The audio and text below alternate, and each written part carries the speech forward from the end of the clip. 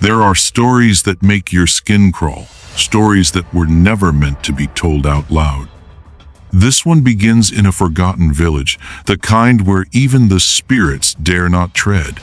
On a night when no wind blew, no animals stirred, and the crows fell silent. A child was born that night, pale-eyed, silent, marked by something older than time. They tried to bury her, but some things cannot be buried, and some names should never be spoken. This is the story of the girl born on the night the crows stopped singing. In a forgotten village, deep in the shadows of the West African forests, long before the world grew loud and bright, there was a night the elders still whispered about the night the crows stopped singing. It was the 7th moon of the harvest season, when the air grew thick with spirits, and the earth smelled of ash. The winds fell silent, the drums refused to echo, and from the hut of a midwife known only as Mama Efe, a child was born into a world that seemed to hold its breath. They named her Adaku, meaning daughter of wealth, but the villagers called her something else.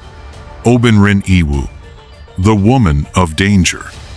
She was born with eyes too pale, almost white. Her cries made dogs howl. Her breath steamed in the cold and in heat alike. And as she took her first gasping wail, every crow in the trees above fell dead onto the roof of the hut. Mama Efe, whose hands had brought 100 children into the world, screamed that night, not because the girl had been born, but because something else had come with her. Strange things began to happen. Children lost in the forest returned with their tongues missing. The village well filled with black water that burned the skin. Crops twisted in the soil, growing upside down. And Adaku never cried again after that night. She only watched. By age 5, no one dared speak her name aloud.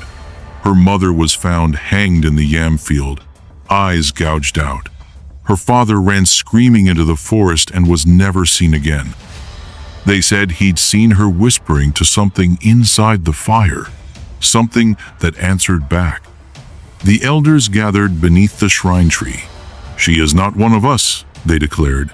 "She is a vessel, a mark upon our land. She must be returned to the shadows."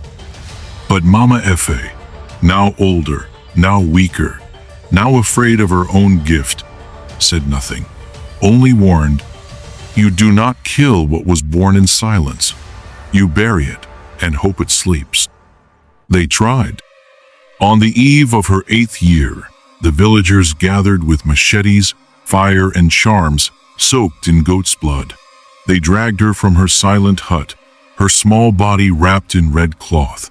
She didn't cry. She didn't speak. She only stared with those colorless eyes.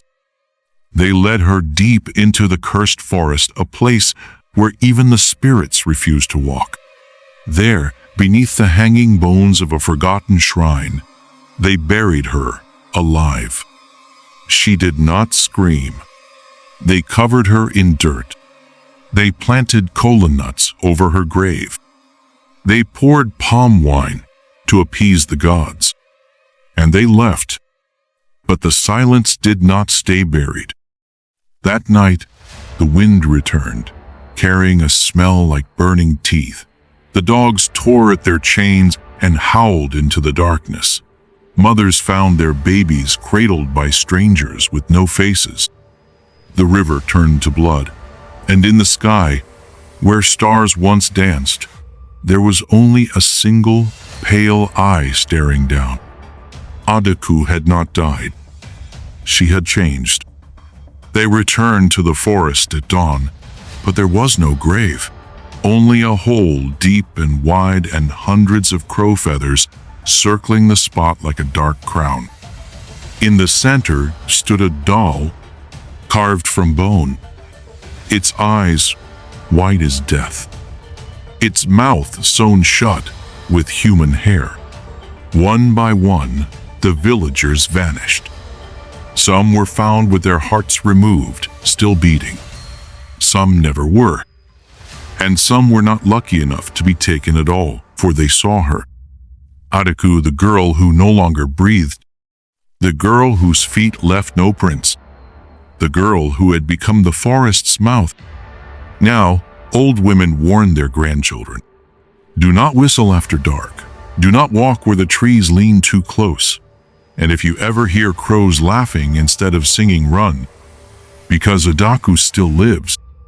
Not as a girl, not even as a spirit, but as a memory in the soil, a whisper in the wind, a hunger beneath your feet.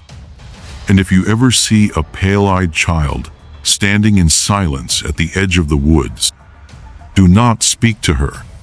Do not follow her. Do not say her name. Because some curses are not buried. They're waiting. Some stories aren't warnings. They're promises. Adaku wasn't just a child, she was a mirror. A reminder that fear has a face, and sometimes it's the one watching you from the woods. If you hear the crows laughing, don't look back. Don't call out. And whatever you do, don't say her name. Thank you for listening. If this tale left a mark, leave a like, share it with the bravest soul you know, and subscribe for more stories that crawl beneath your skin. Until next time, sleep light and listen close. The forest is never truly silent.